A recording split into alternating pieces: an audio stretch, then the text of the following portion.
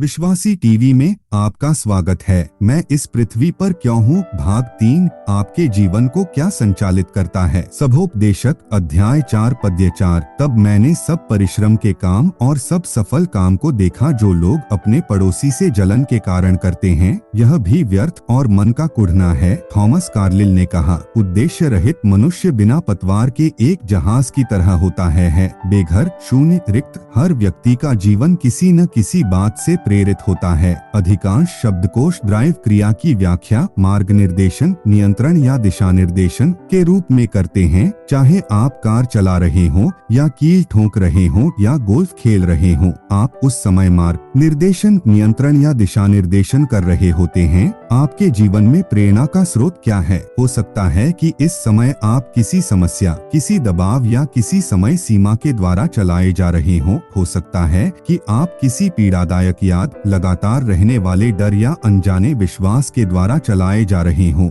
ऐसी सैकड़ों परिस्थितियां, मूल्य और भावनाएं हैं जो आपके जीवन को संचालित कर सकती हैं। यहाँ 5 सबसे ज्यादा सामान्य हैं। अनेक लोग दोष भाव के द्वारा चलाए जाते हैं। वे अपना सारा जीवन अपने दुखों से भागने में और अपने कलंक को छिपाने में ही गुजार देते हैं। अपराध भावों वाले लोग यादों के द्वारा चलते हैं। वे अपने अतीत को अपने भविष्य पर नियंत्रण करने की छूट देते हैं। वे अपनी ही सफलताओं को नुकसान पहुंचाकर अनजाने में अपने आप को सजा देते रहते हैं। जब कैन ने पाप किया तो उसके दोष ने उसे परमेश्वर की उपस्थिति से पृथक कर दिया और परमेश्वर ने कहा, तू पृथ्वी पर भटकने वाला और भगोड़ा होगा। अधिकांश लोगों की आज यही स्थिति है। सारे जीवन वे उद्देश्यहीन भटकते रहते हैं। हम अपने अतीत की उपज जरूर हैं, किंतु हमें उसका बंदी नहीं होना है। परमेश्वर का उद्देश्य आपके अतीत से सीमित नहीं होता। उन्होंने मूसा नामक एक हत्यारे को लीडर और गिडियन नामक एक डरपोक को साहसिक हीरो में बदल दिया। वे आपके शेष जीवन में भी अद्भुत कार्य कर सकते हैं।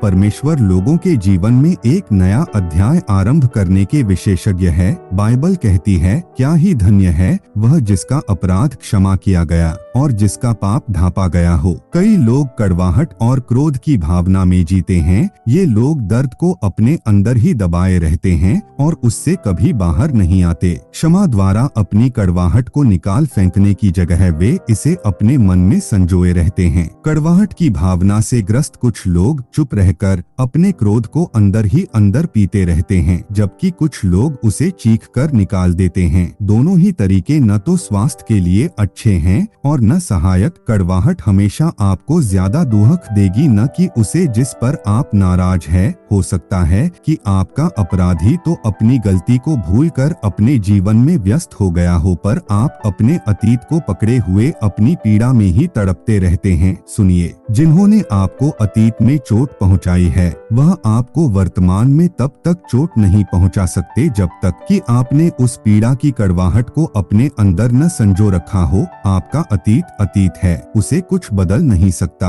आप अपनी कड़वाहट अपने आप को ही आहत कर रहे हैं। अपने आप के लिए इससे सबक लें और फिर भूल जाएं। बाइबल कहती है, क्योंकि मूढ़ तो खेद करते करते नष्ट हो जाता है और भोला जलते जलते मर मिटता है। बहुत से लोग डर में जीते हैं। उनका भय किसी कठोर अनुभव, झूठी अपेक्षा, पैदाइशी विकृति या कठोर नियंत्रण वाले घर में रहने का परिणाम हो सकता है। कारण चाहे जो भी हो, परंतु जो लोग डर में जीते हैं वे जोखिम के डर से कई बार बड़े अवसर खो देते हैं। बजाय इसके वे जोखिम से बचने और यथापूर्व स्थिति को बनाए रखकर सुरक्षित रहने का प्रयास करते रहते हैं। डर एक खुद की बनाई हुई जेल है जो आपको वो बनने से रोकता है जो बनने के लिए परमेश्वर ने आपको बनाया है। इसके विरुद्ध आपको विश्वास और प्रेम के अस्त्रों के साथ चलना जरूरी है। बाइबल कहती है, प्रेम में भय नहीं होता, वरन सिद्ध प्रेम भय को दूर कर देता है, क्योंकि भय का संबंध दंड से होता है और जो भय करता है वह प्रेम में सिद्ध नहीं हुआ। बहुत से लोग सांसारिक बातों के द्वारा चलाए जाते हैं। जीवन में ज्यादा से ज्यादा सब कुछ पा लेना ही उनकी अभिलाषा होती है। ज्यादा चाहने की इच्छा का आधार हमेशा एक गलत धारणा होती है कि ज्यादा पाने से मैं ज्यादा आनंदित, ज्यादा महत्वपूर्ण और ज्यादा सुरक्षित हो जाऊंगा।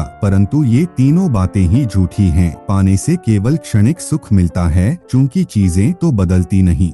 कुछ समय में हम उनसे ऊब जाते हैं और फिर नई, बड़ी और पहले से बेहतर वस्तुओं को ढूंढने लगते हैं। अब यह भी एक गलतफहमी है कि यदि मेरे पास अधिक होगा तो मेरा महत्व भी अधिक होगा। आपकी अपनी कीमत और आपके पैसे की कीमत बराबर नहीं होती। आपका मूल्य आपकी मूल्यवान वस्तुओं से नहीं आंका जाता और परमेश्वर कहते हैं कि जीवन में सबसे मूल्यवान वस्तु सिर्फ वस्तु नहीं होती। आपके जीवन में परमेश्वर के उद्देश्य को जानने से अधिक कुछ और नहीं। धन के विषय में सबसे अधिक सामान्य गलतफहमी यह है कि अधिक धन हमें अधिक सुरक्षा देता है। ऐसा नहीं है। विभिन्न अनियंत्रित कारणों से संपत्ति खो सकती है। सच्ची सुरक्षा केवल उसमें पाई जा सकती है जो आपसे छीनी न जा सके, और वो है परमेश्वर के साथ आपका संबंध। बहुत से लोगों को जीने के लिए रजामंदी की जरूरत होती है। ये लोग अपने जीवनों को अपने माता पिता, पति पत्नी, बच्चे, टीचर या दोस्तों की अपेक्षाओं के नियंत्रण में दे देते हैं और उनकी अपेक्षाओं के द्वारा जीते हैं। कई जवान बच्चे तो आज भी अपने नाखुश माता पिता की रजामंदी पाने की कोशिश में लगे हैं। दूसरे इस चिंता और दबाव में जीते हैं कि दूसरे क्या सोचेंगे। बदकिस्मती से जो लोग भीड़ के साथ चलना चाहते हैं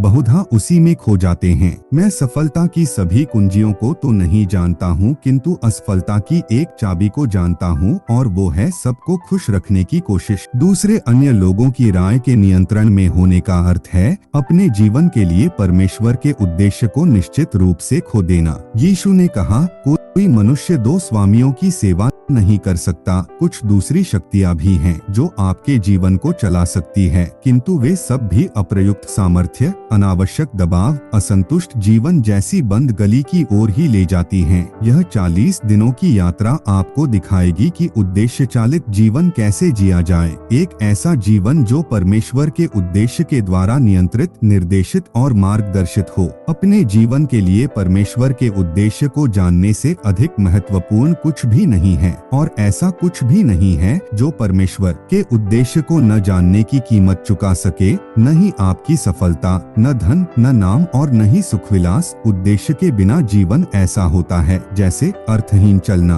बिना मतलब के कुछ करना और बिना कारण कुछ होना। उद्देश्य रहित जीवन अर्थहीन, बेकार और व्यर्थ है। उद्देश्य चालित जीवन जीने के लाभ। उद्देश्य चालित जीवन जीने के 5 बड़े लाभ हैं। अपने उद्देश्य को जानने से आपके जीवन को अर्थ मिलता है। हम एक अर्थ के लिए ही बनाए गए हैं, इसीलिए इसे जानने के लिए लोग ज्योतिष तथा मनोविज्ञान जैसे संदेहास्पद तरीकों का इस्तेमाल करते हैं। जब जीवन में अर्थ होता है तो आप सब कुछ सह सकते हैं, वरना इसके बिना कुछ भी बर्दाश्त नहीं किया जा सकता। अपने जीवन के 20वें वर्ष में एक जवान युवक ने लिखा, मैं स्वयं को असफल महसूस करता हूँ क्योंकि मैं कुछ बनने के लिए संघर्ष कर रहा हूँ, परंतु मुझे नहीं पता कि मैं क्या बनना चाहता हूँ। मैं तो केवल मेहनत करना जानता हूँ। किसी दिन अगर मैं अपना उद्देश्य खोज लूंगा तो मुझे लगेगा कि आज मैंने जीवन शुरू किया है। परमेश्वर के बिना जीवन का कोई उद्देश्य नहीं है और उद्देश्य के बिना जीवन का कोई अर्थ नहीं है।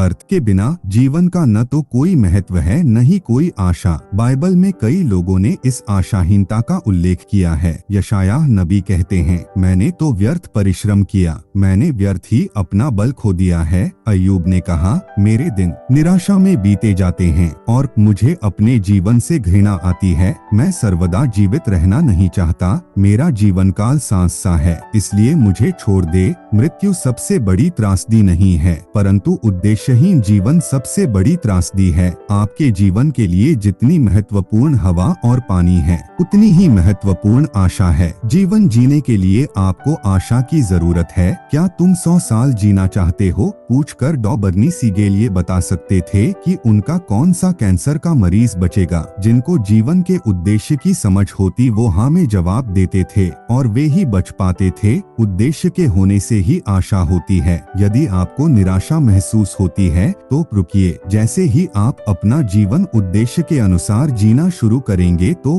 आपके जीवन में अद्भुत परिवर्तन होने लगेगा। परमेश्वर कहते हैं कि जो कल्पनाएं मैं तुम्हारे विषय करता हूँ उन्हें मैं जानता हूँ, वे हानि की नहीं वरन कुशल ही की हैं, और अंत में तुम्हारी आशा पूरी करूँगा। संभवतः आप एक अविश्वसनीय परिस्थिति का सामना कर सकते हैं, किंतु बाइबल कहती है कि परमेश्वर अब जो ऐसा सामर्थ्य है कि हमारी विनती और समझ से कहीं अधिक काम कर सकता है, उस सामर्थ्य के अनुसार जो हम में कार्य करता है। उद्देश्य का ज्ञान आपके जीवन को आसान बनाता है। यह बताता है कि आपको क्या करना है और क्या नहीं करना है। उद्देश्य यह आंकने का मापक बन जाता है कि आपके लिए कौन सा काम जरूरी है और कौन सा नहीं। आप केवल यह पूछते हैं, क्या यह काम मेरे जीवन के लिए परमेश्वर का कोई उद्देश्य पूरा करने में मदद करेगा? बिना किसी स्पष्ट उद्देश्य के आपके पास कोई बुनियाद नहीं होती है जिसके आधार पर आप निर्णय ले सकें, समय को बांट सकें या अपने संसाधनों का उपयोग कर सकें।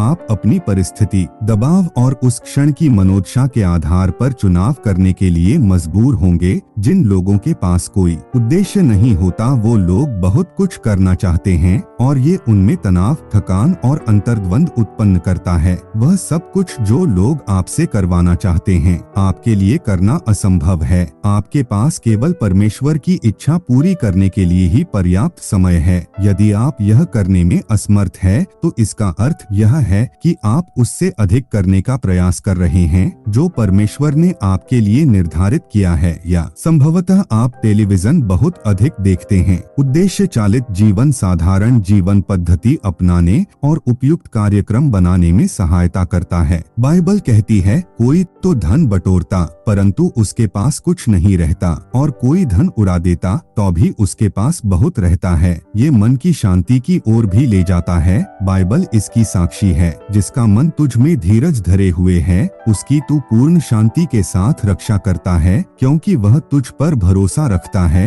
उद्देश्य का ज्ञान आपके जीवन को केंद्रित करता है। जीवन के लिए परमेश्वर के उद्देश्य का ज्ञान आपके प्रयास और ऊर्जा को इस बात पर एकाग्र करता है कि आपके लिए क्या महत्वपूर्ण है। इस प्रकार आप सही चुनाव करने के कारण प्रभावशाली बन जाते हैं। यदि आप अपने जीवन को प्रभावशाली बनाना चाहते हैं, तो उसे एकाग्र कीजिए। छोटी छोटी बातों से ध्यान भटकना मानव का स्वभाव है। हम अपने जीवन के साथ घिसी पिटी कोशिश करते रहते हैं। हेनरी डेविड थोरे ने इस बात को जाना कि लोग चैन से निराशा में जीवन जीते हैं, परंतु आज उद्देश्यहीन भटकना एक बेहतर उदाहरण होगा। अनेक लोग लट्टू के समान एक तेज पागलपन की गति से एक ही जगह घूमते रहते हैं, परंतु कहीं पहुंचते नहीं हैं। एक स्पष्ट उद्देश्य के बिना आप अपनी दिशा, नौकरी, संबंधों, चर्च और दूसरी बातों को इस आशा से बदलते रहते हैं कि शायद ऐसा करने से आपकी उलझनें दूर हो जाएंगी या आपके मन का खालीपन भर जाएगा। आप सोचते हैं, संभव है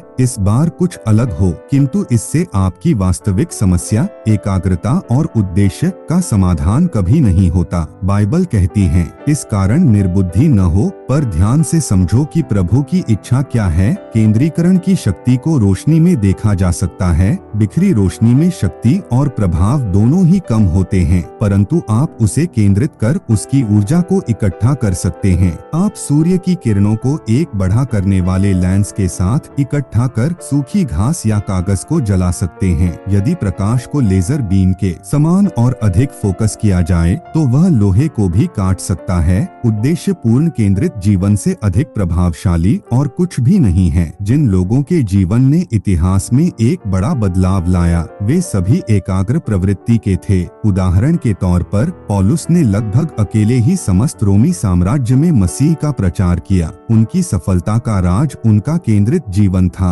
उन्होंने कहा, हे भाइयों, मेरी भावना यह नहीं कि मैं पकड़ चुका हूँ, परंतु केवल यह एक काम करता हूँ कि जो बातें पीछे रह गई हैं, उनको भूलकर आगे की बातों की ओर बढ़ता जाऊं। यदि आप अपने जीवन को प्रभावशाली बनाना चाहते हैं, तो उसे फोकस कीजिए, दिखावटीपन को छोड़िए और अच्छी आदतों को भी तराश कर केवल वो कीजिए जो सर्वाधिक महत्वपूर्ण हो। उद्देश्य के बिना व्यस्त होने का क्या फायदा? पौलुस ने कहा, हम में से जितने सिद्ध हैं, यही विचार रखें, और यदि किसी बात में तुम्हारा और ही विचार हो, तो परमेश्वर उसे भी तुम पर प्रकट कर देगा। उद्देश्य का ज्ञान आपके जीवन को प्रेरणा प्रदान करता है। उद्देश्य सदैव ही प्रेरणा उत्पन्न करता है। स्पष्ट उद्देश्य के अतिरिक्त और कुछ शक्ति प्रदान नहीं करता। दूसरी ओर उद्देश्य विहीनता की स्थिति में प्रेरणा कम हो जाती है। बिस्तर से उठना भी जोखिम भरा लगता है। सामान्य कार्य भी भारी लगता है, जो हमें थका देता है, हमें दुर्बल कर देता है और हमारे आनंद को छीन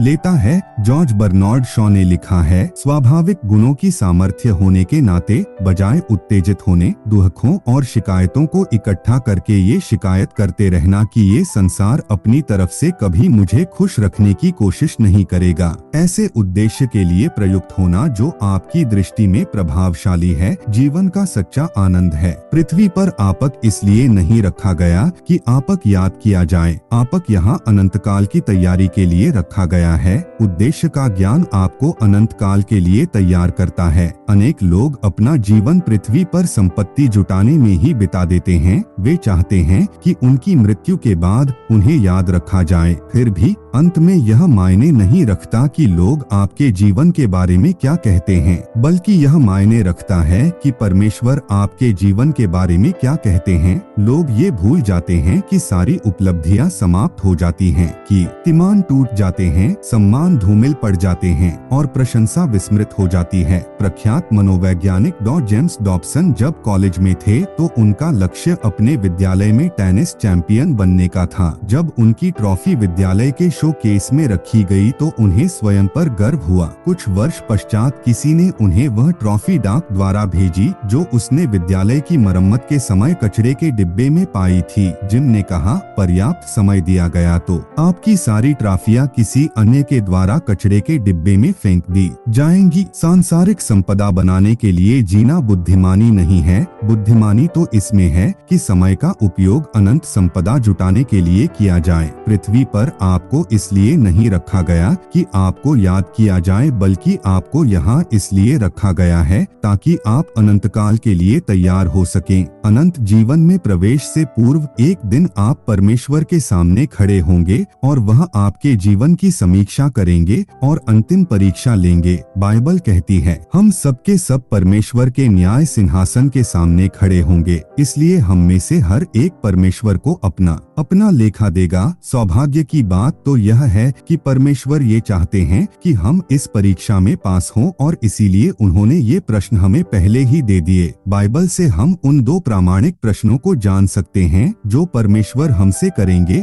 पहला, तुमने मेरे पुत्र यीशु मसीह के साथ क्या किया? परमेश्वर आपकी धार्मिक पृष्ठभूमि या सैद्धांतिक मत के विषय में प्रश्न नहीं करेंगे, आपसे केवल यह पूछेंगे कि क्या आपने उस कार्य को स्वीकार किया जो यीशु मसीह ने आपके लिए किया, और क्या आपने उनमें विश्वास करना और उनसे प्रेम करना सीखा। यीशु ने कहा है, मार्ग, सत्य और जीवन मैं ही हूँ, बिना मेरे द्वारा कोई पिता के पास नहीं पहुँच सकता। दूसरा, जो मैंने तुम्हें दिया उसके साथ तुमने क्या किया? आपने अपने जीवन में परमेश्वर द्वारा दी गई प्रतिभा, क्षमता, अवसर, ऊर्जा, संबंध और साधनों का क्या किया? क्या आपने उन्हें अपने ऊपर व्यर्थ किया या उनका उपयोग उस उद्देश्य के लिए किया जिसके लिए परमेश्वर ने आपको बनाया है? इन दो प्रश्नों के लिए आपको तैयार करना ही इस पुस्तक का लक्ष्य है। पहला प्रश्न यह निर्धारित करेगा कि आप अनंत काल का समय कहाँ बिताएंगे। दूसरा प्रश्न यह निर्धारित करेगा कि अनंत काल में आप क्या करेंगे। इस पुस्तक के अंत तक आप दोनों प्रश्नों के उत्तर देने के योग्य हो जाएंगे। अपने उद्देश्य के बारे में सोचना, विचार करने का अंश है यशाया अध्याय 26 पद्य 3। उद्देश्य पर जीना शांति का मार्ग है। याद करने योग्य पद्य, प्रभु जिसका मन तुझ में धीरज धरे हुए है, उसकी तू पूर्ण शांति के साथ रक्षा करता है, क्योंकि वह तुझ पर भरोसा रखता है। सोचने योग्य प्रश्न, क्या यही मेरे जीवन को चलाने वाली शक्ति है कि मेरे मित्र और मेरा परिवार क्या कहेगा? मैं क्या चाहता हूँ कि ये क्या हो?